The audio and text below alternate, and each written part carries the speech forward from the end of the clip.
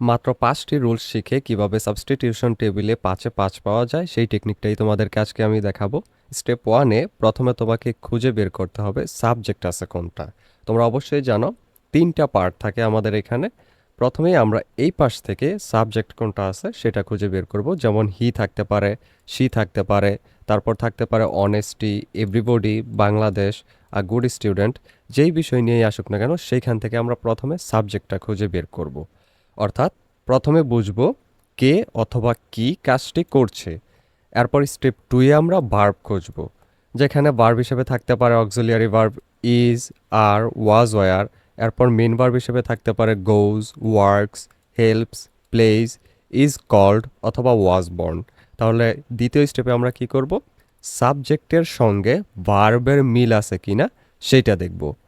এরপর ৩ নাম্বার খুব গুরুত্বপূর্ণ, সেটা হলো সিঙ্গুলার সাবজেক্ট, সিঙ্গুলার ভার্ব। আর প্লুরাল সাবজেক্টের সাথে বসবে হলো প্লুরাল ভার্ব। যেমন হি এর সাথে এস যুক্ত ভার্ব যেটা সেটা বসবে। যেমন হি গোজ, আমরা জানি প্রেজেন্ট ইনডেফিনিট টেন্সের মধ্যে হি, শি, ইট, দে আর যে কোনো নাম একটা যদি থাকে তাহলে সেটা হয় থার্ড পারসন সিঙ্গুলার নাম্বার। আর সেটার সাথে যদি আমরা ভার্ব ইউজ করতে চাই তাহলে সেটার সাথে এস বা ইএস যুক্ত করতে হয়। তাহলে ইএস যুক্ত ভার্বটা কিন্তু এটার সাথে বসবে। এরপর she plays, the boy reads, এখানে একজন কিন্তু কর্তা বোঝাচ্ছে, সেজন্য এটা থার্ড পারসন সিঙ্গুলার নাম্বার এবং এটার সাথে এস বাই এস যুক্ত হচ্ছে। আর যদি প্লুরাল সাবজেক্ট হয় তখন কিন্তু এটার ইউজ হবে না, ইএস বা এস এগুলো ইউজ হবে না। দে গো, উই প্লে, তারপর দ্য বয়েজ রিড এরকম হবে। এরপর স্টেপ 3, সাবজেক্ট প্লাস ভার্ব একসাথে পড়বে। এখন প্রথম ২ অংশ মিলিয়ে দেখবে যে সেন্টেন্স স্বাভাবিক হচ্ছে কিনা, অর্থাৎ সেন্টেন্সটা একটা অর্থ প্রকাশ করছে কিনা। যেমন হি গোজ, এখানে কিন্তু মিলতেছে, হি এর সাথে ইএস যুক্ত ভার্বটা হয়। কিন্তু আমরা যদি দে গোজ বলি সেটা কিন্তু মিলে না, কারণ এস বাই এস যুক্ত ভার্ব দে এর সাথে বসে না। তাইলে তৃতীয় স্টেপে আমরা কি করলাম, গ্রামার মিলিয়ে জোড়া লাগাবো, যেটার সাথে যেটা মিলে সেটা আগে আগে আমরা একটা একটা করে জোড়া লাগিয়ে দেখব। এরপর স্টেপ 4 এর মধ্যে শেষ অংশটি বসবে। এখানে যে কোনো কিছু থাকতে পারে লাস্টে, to school, everyday, in Bangladesh, তারপর very carefully, a good student, many people, in the morning, এরকম ওই যেই বিষয়টা নিয়ে বলবে সেটা নিয়ে অতিরিক্ত তথ্য দেওয়া থাকবে হলো লাস্ট কলামে। তো এবার স্টেপ 4 আমরা কি করলাম, এগুলো সাবজেক্ট প্লাস ভার্বের পর বসিয়ে সেন্টেন্স কমপ্লিট করবে। যেমন হি গোজ টু স্কুল এভরিডে, এটা কিন্তু একটা অর্থ প্রকাশ করতেছে। তাহলে আমাদের অর্থটা মিলতেছে কিনা সেটা আমরা একটা একটা করে এই আগের দুইটার সাথে মিলিয়ে দেখব। এরপর স্টেপ 5, সেন্টেন্সের মিনিং চেক করবে। এটাই হচ্ছে সবচেয়ে গুরুত্বপূর্ণ শর্টকাট। সেন্টেন্স বানানোর পর মনে মনে বাংলা এটার অর্থ করবে। যদি অর্থ অস্বাভাবিক হয় তাহলে কম্বিনেশন ভুল হওয়ার সম্ভাবনাটা বেশি থাকে। যেমন দ্য ফার্মার গ্রোস ক্রপস, অর্থাৎ হলো কৃষক ফসল ফলায়, এটা কিন্তু একটা অর্থ প্রকাশ করতেছে এবং গ্রামাটিক্যালিও কারেক্ট আছে, তাহলে এটা মিলে। কিন্তু এটা যদি দেখি যে দ্য ফার্মার রিডস ক্রপস, যদি তুমি গ্রামাটিক্যালি খেয়াল করো তাহলে কিন্তু সব কিছু ঠিক আছে। দ্য ফার্মার এটা থার্ড পারসন সিঙ্গুলার, এস যুক্ত ভার্বটা বসছে এখানে রিডস, এরপর ক্রপস ঠিক আছে। কিন্তু এটার যদি তুমি অর্থ করো বাংলায় তাহলে কি হয়, যে কৃষক ফসল পরে। তো এমনটা তো কখনো হয় না। যদিও এটা গ্রামাটিক্যালি ঠিক কিন্তু অর্থের দিক দিয়ে কিন্তু এটা মিলে না, কারণ ফসল পরা যায় না, ফসল কিন্তু ফলায়। তো এই ক্ষেত্রে আমরা এটা মিলার পরও, গ্রামাটিক্যালি মিলার পরও আমরা অর্থ যেহেতু এটা ভালো প্রকাশ করে না তাই আমরা এটা দিতে পারবো না। তাহলে এখানে আমরা শিখলাম গ্রামার ঠিক মনে হলেও মিনিং ভুল হইলে আমরা সেটা নিব না। আমরা একটা একটা করে মিনিং চেক করে দেখব যে কোনটার সাথে কোনটা সুন্দর অর্থ করে। এবার 5টি গোল্ডেন রুল দেখে নেই। সাবজেক্ট দেখে ভার্ব মিলাও। যেমন হি, শি, ইট, এটার সাথে আমরা এস বাই এস যুক্ত ভার্বটা ইউজ করব। যেমন হি গোজ, শি রিডস, ইট ওয়ার্কস। এরপর আই, উই, ইউ এবং দে, এগুলো হলো মূল ভার্ব, সরাসরি এগুলোর সাথে বসবে। যেমন দে গো, এরপর উই রিড, ইউ ওয়ার্ক, সরাসরি ভার্বটা বসবে। এগুলোর মতো কিন্তু এস বাই এস এগুলোর শেষে যুক্ত হবে না। তারপর রুল 2, ইজ অথবা আর ঠিকভাবে ব্যবহার করো।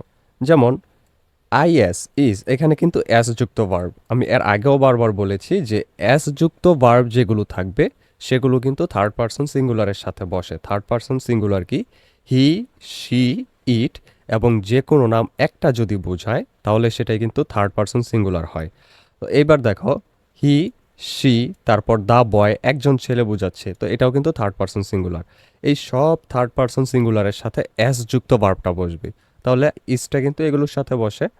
আর বসে দে, উই, এরপর হলো ইউ, তারপর দ্য বয়েজ আর, এখানে দ্য বয়েজ বলতে কিন্তু অনেকগুলো ছেলেকে বোঝাচ্ছে, যার কারণে প্লুরাল হবে এটা, এবং এটার সাথে আর বসবে একই সাথে ওয়াজ বা ওয়ার থেকে কোনটা কোনটার সাথে বসবে, অ্যাস যুক্ত ভার্ব যেটা, একটা রুল শিখে নাও যে অ্যাস যুক্ত ভার্ব যেটা সেটা বসবে হি, শি, দ্য বয় এরকম থার্ড পারসন সিঙ্গুলারের সাথে। আর প্লুরাল যেমন দে, উই, দ্য বয়েস এগুলোর সাথে কোনটা, ওয়ার। এরপর 4 নাম্বারটা, মিনিং অবশ্যই মিলতে হবে, শুধু গ্রামার দেখে সেন্টেন্স বানাবে না। Subject plus verb plus meaning, অর্থাৎ সুন্দর একটা অর্থ সেটা প্রকাশ করতে হবে। তিনটাই যখন মিলবে তখন আমরা সেটাকে অ্যান্সার হিসেবে লিখতে পারি।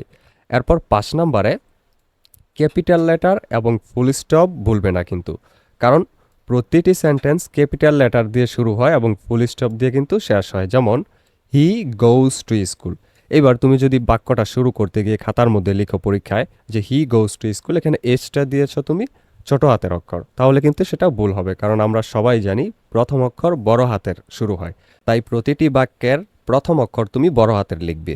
এক্সাম হলে এই এসপিএম ফর্মুলা মনে রাখবে। এস দিয়ে হলো সাবজেক্ট, ভি দিয়ে ভার্ব এবং এম দিয়ে হলো মিনিং। তাহলে প্রথমেই আমরা সাবজেক্ট খুঁজবো, ওইটার সাথে কোন ভার্বটা মিলে সেটা দেখব। এরপর মিনিং মিলতেছে কিনা একদম শেষেরটা থেকে একটা একটা করে নিয়ে দেখব। যদি তিনটাই একদম খাপে খাপ মিলে যায় তাহলে কিন্তু ওইটাকে আমরা একটা বাক্য হিসাবে লিখে ফেলতে পারি।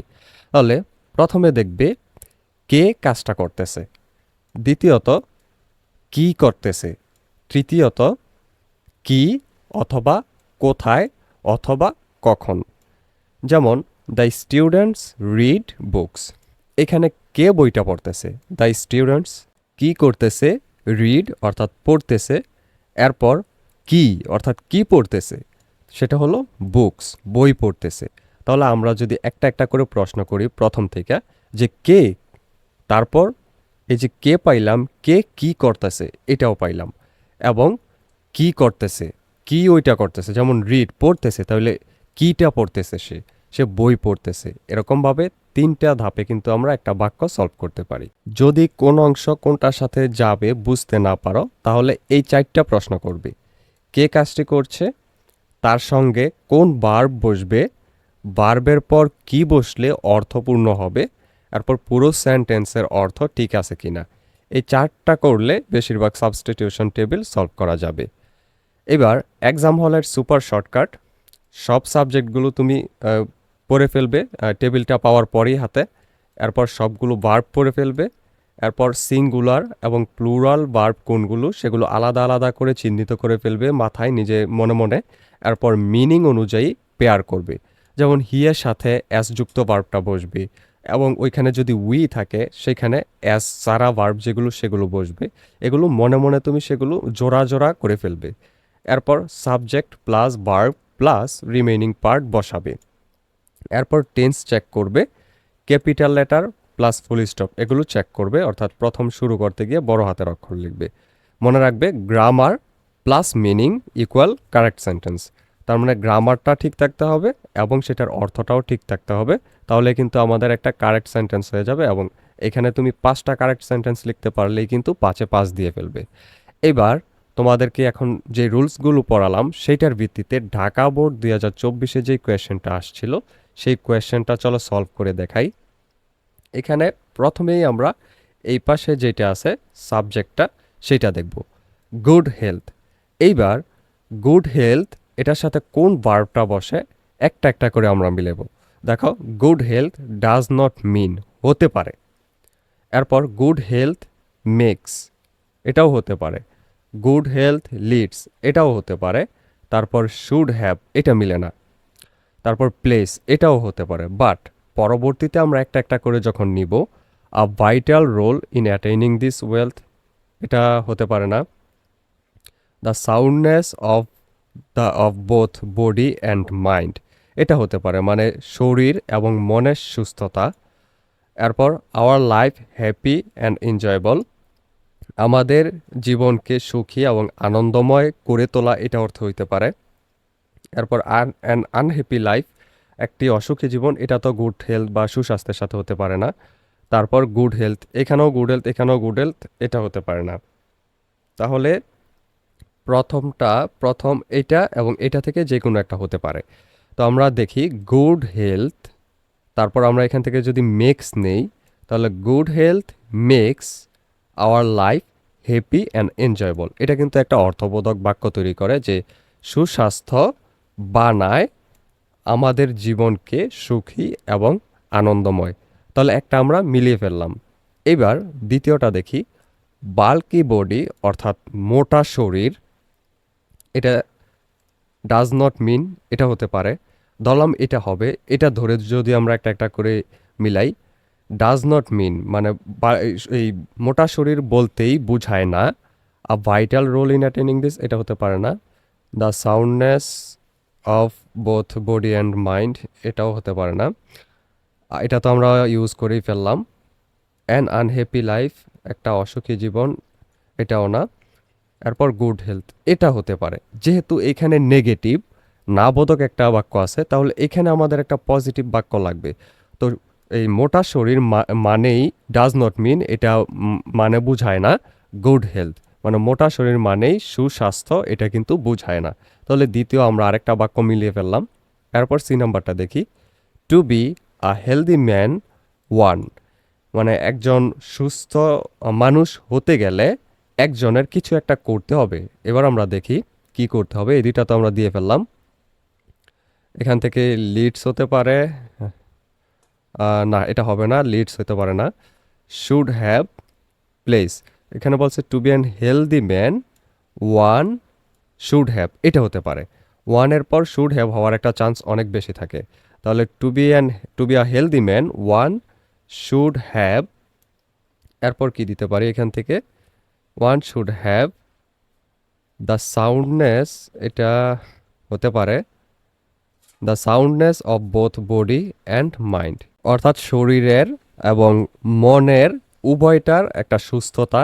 তো পুরাটার অর্থটা যদি আমরা করি একবার, যে to be a healthy man one should have, একজন সুস্থ মানুষ হতে একজনের থাকতে হবে, শুড হ্যাভ মানে থাকা উচিত, the soundness of both body and mind, অর্থাৎ শরীর এবং মন দুইটারই সুস্থতা থাকা উচিত একটা সুস্থ মানুষ হতে গেলে। ডি নাম্বারটা দেখো, ফুড হ্যাবিট মানে খাদ্যাভ্যাস। খাদ্যাভ্যাস এটার সাথে প্লেজ হওয়ার সম্ভাবনাটা অনেক বেশি থাকে, এবং যখনই প্লেজ হবে, প্লেজের সাথে কিন্তু ভাইটাল রোলের একটা সম্পর্ক আছে।